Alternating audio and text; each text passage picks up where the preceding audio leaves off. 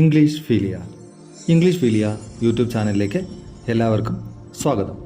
Kerala PSC എക്സാമിന് തയ്യാറെടുക്കുന്നവർക്കായി English grammar കംപ്ലീറ്റായി പഠിപ്പിക്കുന്ന YouTube video സീരീസിലെ 30ാമത്തെ വീഡിയോയിലേക്ക് എല്ലാവർക്കും സ്വാഗതം. ഇന്ന് നമ്മൾ പഠിക്കാൻ പോകുന്നത് മസ്റ്റ് ആൻഡ് ഓട്ട് ടു. നമ്മൾ കഴിഞ്ഞ ക്ലാസ്സുകളിലായിട്ട് ക്യാൻ, കുഡ്, മേ, മൈറ്റ് പഠിച്ചു. പിന്നെ ഷാൽ, ഷുഡ്, പിന്നെ പഠിച്ച വിൽ, വുഡ്. ഇത് ഇത്രയും നമ്മൾ പഠിച്ചു അല്ലേ. ഇനി മസ്റ്റ് ആൻഡ് ഓട്ട് ടു നമ്മൾ ഇന്ന് പഠിക്കും. ക്ലിയർ ആണല്ലോ? ക്ലിയർ ആണെന്ന് വിശ്വസിക്കുന്നു. നോക്കൂ, മസ്റ്റ് എവിടെ ഉപയോഗിക്കുന്നത് നോക്കാം. Must is use to express necessity or obligation. Necessity അല്ലെങ്കിൽ ഒബ്ലിഗേഷൻ. ഒബ്ലിഗേഷൻ എന്ന് പറഞ്ഞാൽ എന്താ? കടമ അല്ലെങ്കിൽ ബാധ്യത. നെസസിറ്റി എന്ന് പറഞ്ഞാൽ അത്യാവശ്യം അല്ലേ. അതിന് വേണ്ടിയിട്ടാണ് നമുക്ക് മസ്റ്റ് കൂടുതലായിട്ട് ഉപയോഗിക്കുന്നത്. നോക്കിക്കോളൂ, you must improve your spelling. അത് നിങ്ങളുടെ സ്പെല്ലിംഗ് ഇംപ്രൂവ് ചെയ്യുന്നത് വളരെ അത്യാവശ്യമാണ്. മനസ്സിലായോ? ഇനി നോക്കൂ, യു മസ്റ്റ് സ്റ്റഡി ഹാർഡ്. അത് നിങ്ങളുടെ കടമ അല്ലെങ്കിൽ അത്യാവശ്യമാണ്. അത്യാവശ്യമായിട്ട് നിങ്ങൾ നല്ലോണം പഠിക്കണം. You must study hard for your exams എന്നോ ഫോർ യുവർ അപ്കമിങ് എക്സാംസ് എന്നോ എന്ത് വേണമെങ്കിലും പറയാം. മനസ്സിലായല്ലോ? Every one must read. എല്ലാവരും തീർച്ചയായും വായിക്കണം. ഇതിനർത്ഥം എന്താ? വായന നല്ല ശീലമാണ് അല്ലേ. വായിച്ചേ മതിയാവുള്ളൂ, അതാണ്. We must get up early. നമ്മൾ നേരത്തെ തന്നെ ഉറക്കം എഴുന്നേക്കണം അല്ലേ. അതിനാണ് ഗെറ്റ് അപ്പ് ഏർലി എന്ന് പറയുന്നത്. ഓക്കെ, അപ്പം നെസസിറ്റി അല്ലെങ്കിൽ ഒബ്ലിഗേഷൻ പറയാൻ വേണ്ടിയിട്ടാണ് മസ്റ്റ് ഉപയോഗിക്കുന്നത്. ഇനി നോക്കൂ, ഇനി എവിടെ ഉപയോഗിക്കുന്നത് നോക്കാം. Must is often used when the obligation comes from the speaker. നോക്കൂ, ഇവിടെ മസ്റ്റ് കൂടുതലും സ്പീക്കറിൻ്റെ ഭാഗത്തുനിന്നും ഒരു കടമയോ ഉത്തരവാദിത്വമോ വരുവാണെങ്കിൽ നമ്മൾ അതിന് മസ്റ്റ് ഉപയോഗിക്കും. നോക്കൂ, I must be on a diet. എൻ്റെ ഐഡിയ ആണ് ഞാൻ ഡയറ്റ് എടുക്കണമെന്ന്.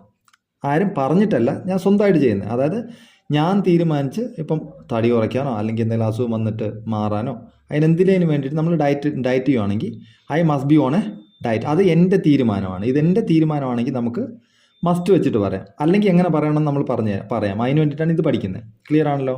നോക്കൂ, I must go to office. ഇപ്പം എൻ്റെ ഓഫീസാണെങ്കിൽ അല്ലെങ്കിൽ ഞാനും എൻ്റെ പാർട്ണറും കൂടെ നടത്തുന്ന ഓഫീസാണെങ്കിൽ നമ്മൾ മടിയാണെങ്കിൽ അത് നമ്മുടെ തീരുമാനമാണ്, നമ്മൾ ഓഫീസിൽ പോകണമെന്നുള്ള കാര്യം. അപ്പം അത് നമുക്ക് I must go to office. അത് നമ്മളെ ഒബ്ലിഗേഷനാണ്, നമ്മളെ ഉത്തരവാദിത്വമാണ്. കടമ അല്ലെങ്കിൽ ഉത്തരവാദിത്വം. ക്ലിയർ ആണല്ലോ?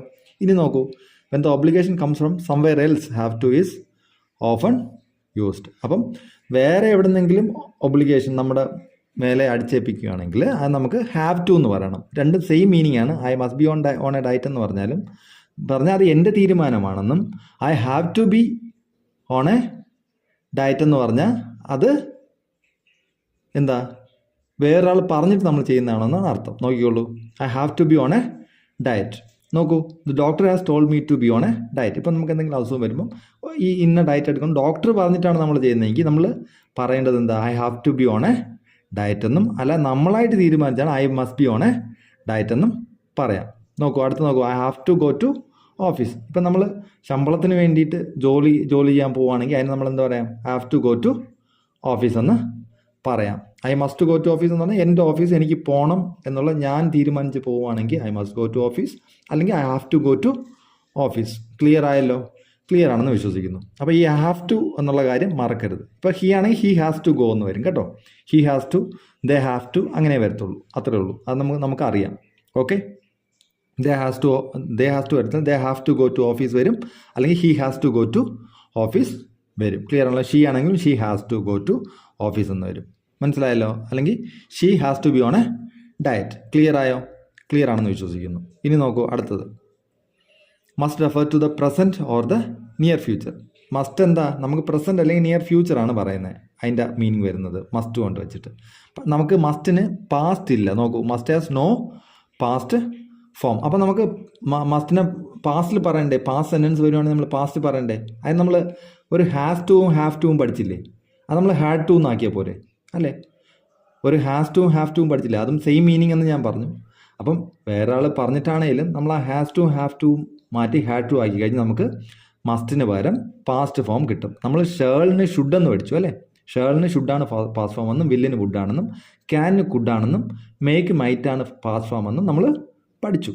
പക്ഷേ ഇവിടെ നമുക്ക് ഇവിടെ മസ്റ്റിന് പാസ് ഫോം ഇല്ലാത്തതുകൊണ്ട് നമ്മളിവിടെ ഹാഡ് ടു ഉപയോഗിക്കും. ഹാഡ് ടു, ഹാസ് ടു നമുക്ക് ഉപയോഗിക്കാമല്ലോ. അപ്പം നമുക്ക് ഹാഡ് ടുവും ഉപയോഗിക്കാം. നോക്കൂ, to talk about the past we use had to. The past form of have to. നമ്മൾ ഹാവ് ടു പഠിച്ചു, ഇപ്പോൾ കുറച്ച് മുന്നേ പഠിച്ചുള്ളൂ. അതിൻ്റെ ഹാവിന് പകരം ഹാഡാക്കി കഴിഞ്ഞാൽ പാസ്റ്റ് ആവും. ക്ലിയർ ആണല്ലോ? ആ നമുക്ക് ടെൻസ് നല്ലോണം പഠിച്ചിട്ടുണ്ടെങ്കിൽ നമുക്ക് മനസ്സിലാവും. Yesterday we had to get up early. ഞങ്ങൾക്ക് ഇന്നലെ നേരത്തെ എണീക്കേണ്ട ആവശ്യമുണ്ടായിരുന്നു. മനസ്സിലായില്ലേ? എണീക്കേണ്ടതുണ്ടായിരുന്നു. എന്തെങ്കിലും ജോലി ചെയ്യാൻ പോകാൻ വേണ്ടിയിട്ടായിരിക്കും. മനസ്സിലായില്ലേ?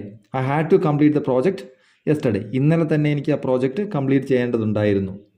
ക്ലിയർ ആയോ? അത് ഇതെല്ലാം നെസസിറ്റിയാണ്. ഇന്നലെ തന്നെ ചെയ്യണം. ഇന്ന് എനിക്ക് പ്രസൻറ്റ് ചെയ്യണമായിരിക്കും, അല്ലേ? അല്ലെ ഇന്നലെ തന്നെ എനിക്ക് പ്രസൻറ്റ് ചെയ്യണമായിരിക്കും. അതിന് വേണ്ടിയിട്ട് നമ്മൾ I had to complete the project yesterday. I had to read yesterday. ഇന്ന് എക്സാം ഉണ്ടെങ്കിലോ അല്ലെങ്കിൽ ഇന്ന് നമുക്ക് എന്തെങ്കിലും ഇൻ്റർവ്യൂ ഉണ്ടെങ്കിലോ നമ്മൾ I had to read yesterday. എനിക്ക് ഇന്നലെ വായിക്കേണ്ടതുണ്ടായിരുന്നു. ക്ലിയർ ആണല്ലോ? ക്ലിയർ ആണെന്ന് വിശ്വസിക്കുന്നു. ഇനി നോക്കൂ, must can be used to express logical certainty.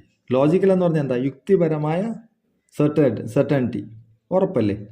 ഒരു യുക്തിപരമായി ഒരു ഉറപ്പായ കാര്യങ്ങൾ പറയാൻ വേണ്ടിയിട്ട് നമുക്ക് മസ്റ്റ് ഉപയോഗിക്കാൻ പറ്റും. നോക്കൂ, living in such crowded conditions must be difficult. Crowded എന്ന് പറഞ്ഞാൽ എന്താ? ജനനിബിഡമായ അല്ലെങ്കിൽ ജനവാസം കൂടുതൽ സ്ഥലങ്ങളെയാണ് ക്രൗഡഡ് എന്ന് പറയുന്നത്. Crowded conditions, living in such crowded conditions must be difficult. അതുപോലെ ജനനിബിഡമായ സ്ഥലങ്ങളിൽ ജീവിക്കുന്നത് വളരെ ഡിഫിക്കൽട്ടാണ്, ബുദ്ധിമുട്ടാണ്, അല്ലേ? I am sure it is difficult. ഇതിനർത്ഥം എന്താ? എനിക്ക് ഷുവറാണ് ഇങ്ങനത്തെ സ്ഥലങ്ങളിൽ ജീവിക്കുന്നത് വളരെ ബുദ്ധിമുട്ടാണെന്ന് ഉറപ്പാണെങ്കിൽ മാത്രം നമുക്ക് ഇങ്ങനെ പറയാം. Living in such crowded conditions must B. കണ്ടോ, മസ്റ്റ് പറഞ്ഞാൽ അതിനർത്ഥം എന്താ?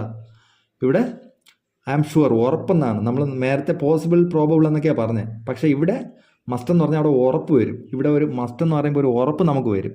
നെസസിറ്റി വരുന്നുണ്ട്, ഉറപ്പ് വരുന്നുണ്ട്. നമുക്കൊരു ഉറപ്പ് വരണം ഇവിടെ.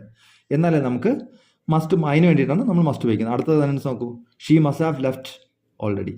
അവൾ നേരത്തെ തന്നെ പോയിട്ടുണ്ടാവും. ഇതിനകത്ത് എന്താ? ഉറപ്പാണ്, അവൾ പോയിട്ടുണ്ടാവും. She must have left already. അവൾ നേരത്തെ തന്നെ പോയിട്ടുണ്ടാവും. I am sure she has left already. അതായത് എനിക്ക് ഉറപ്പാണത്. ഉറപ്പായ കാര്യങ്ങൾ മാത്രമേ മസ്റ്റ് വെച്ച് നമ്മൾ പറയുള്ളൂ. ക്ലിയർ ആണല്ലോ? അടുത്ത് നോക്കൂ, ദേ മസ്റ്റ് ബി ദെയർ. അവർ ഉറപ്പായിട്ട് അവിടെ കാണും. I am sure they are there. അങ്ങനത്തെ കാര്യങ്ങൾ പറയാനാണ് ദേ മസ്റ്റ് ബി ദെയർ എന്ന് പറഞ്ഞാൽ അതിനർത്ഥം എന്താ? I am sure they are there എന്നാണ് അതിനർത്ഥം. അതിന് ഐ ആം ഷുവർ എന്ന് പറയേണ്ട കാര്യത്തിൽ ദേ മസ്റ്റ് ബി ദെയർ എന്ന് പറഞ്ഞാൽ മതി. യു മസ്റ്റ് സ്റ്റഡി വെൽ എന്ന് പറഞ്ഞാൽ നീ നന്നായിട്ട് പഠിച്ചേ പറ്റുള്ളൂ എന്നാണ് അതിനർത്ഥം. ക്ലിയർ ആണല്ലോ? ക്ലിയർ ആണെന്ന് വിശ്വസിക്കുന്നു. നോക്കൂ, ഇനി ought to express moral obligation or desirability. Moral obligation നോക്കൂ, ധാർമ്മികമായ കടമ അല്ലെങ്കിൽ ഉത്തരവാദിത്വം അല്ലെങ്കിൽ desirability. ought to love our neighbors. we ought to love our neighbors. നോക്കൂ, എന്നാ നമ്മൾ നമ്മുടെ നെയ്ബേഴ്സിനെ സ്നേഹിക്കണം. അത് ധാർമ്മികമായ ഉത്തരവാദിത്വമാണ് നമ്മുടെ, അല്ലേ? നോക്കൂ, നമ്മൾ നമ്മുടെ നെയ്ബേഴ്സിനെ സ്നേഹിക്കണം. അടുത്ത് നോക്കൂ, we ought to help our parents. നമ്മുടെ പാരൻസിന് നമ്മൾ ഹെൽപ്പ് ചെയ്യണം. അതും ധാർമ്മികമായ ഉത്തരവാദിത്വം അല്ലേ? ഇത് നോക്കൂ, we ought to respect our elders. We ought to respect our elders. നമ്മൾ നമ്മുടെ എൽഡേഴ്സിനെ റെസ്പെക്റ്റ് ചെയ്യാൻ കടമപ്പെട്ടിരിക്കുകയാണ് നമ്മൾ. അത് ഇതിന് അർത്ഥം എന്താ? We ought to respect our elders എന്ന് പറഞ്ഞാൽ നമ്മൾ മുതിർന്നവരെ ബഹുമാനിക്കണം എന്നാണ് അതിനർത്ഥം. അതിന് നമ്മൾ കടമപ്പെട്ടിട്ടുണ്ടെന്നും കൂടെ അർത്ഥം വരുമ്പോഴാണ് നമ്മളിങ്ങനെ ought to വരുന്നത്. മനസ്സിലായോ? ഇനി we ought to respect our teacher. നമ്മൾ നമ്മുടെ ടീച്ചറിനെ ബഹുമാനിക്കണം. നോക്കൂ, ഇത്രയും മനസ്സിലായോ? ഇത്രയേ ഉള്ളൂ. ഇത്രയും നമ്മൾ പഠിച്ചു കഴിഞ്ഞാൽ നമുക്ക് എന്താണ്? ഇനി നമുക്ക് നീഡും ഡെയർ ടും കൂടെ ഉണ്ട്. അതും കൂടെ പഠിച്ചു കഴിഞ്ഞാൽ നമുക്ക് മോഡൽ ഓക്സിലറീസ് കംപ്ലീറ്റ് കഴിഞ്ഞു. അത് യൂസേജ് നമുക്ക് കംപ്ലീറ്റ് കഴിയും. ക്ലിയർ ആണ്? ടെൻസിൽ നമ്മൾ ഹാസും ഹാവും ഡിഡും ഒക്കെ പഠിച്ചു. ഇവിടെ നമ്മൾ മോഡൽ ഓക്സിലറീസ് പഠിച്ചുകൊണ്ടിരിക്കുകയാണ്. ക്ലിയർ ആണല്ലോ? ക്ലിയർ ആണെന്ന് വിശ്വസിക്കുന്നു. അപ്പോൾ നമ്മളിപ്പോൾ ഇതുവരെ എന്തൊക്കെയാണ് പഠിച്ചത്? ക്യാൻ കുഡ് മേ മൈറ്റ് പഠിച്ചു ഫസ്റ്റ് വീഡിയോയിൽ. രണ്ടാമത്തെ വീഡിയോയിൽ എന്താ പഠിച്ചത്? ഷാൽ ഷുഡും വില്ലുവുഡും. ഇതിനകത്ത് നമ്മൾ എന്താ പഠിച്ചത്? മസ്റ്റും ought to. ക്ലിയർ ആണല്ലോ? ക്ലിയർ ആണെന്ന് വിശ്വസിക്കുന്നു. അപ്പം ബാക്കി അടുത്ത ക്ലാസ്സിൽ ഇനി നിങ്ങൾക്ക് എന്തെങ്കിലും ഡൗട്ട് ഉണ്ടെങ്കിൽ കമൻറ്റ് ചെയ്യാൻ മറക്കണ്ട. കമൻറ്റ് ചെയ്താൽ മതി, നമുക്ക് അതിനെ ക്ലാരിഫൈ ചെയ്ത് തരാവുന്നതാണ്. ക്ലിയർ ആണല്ലോ? ക്ലിയർ ആണെന്ന് വിശ്വസിക്കുന്നു. അപ്പോൾ ഇത്രയും നേരം വീഡിയോ കണ്ടതിന് താങ്ക് യു വെരി മച്ച്. അപ്പം ബൈ, ടേക്ക് കെയർ.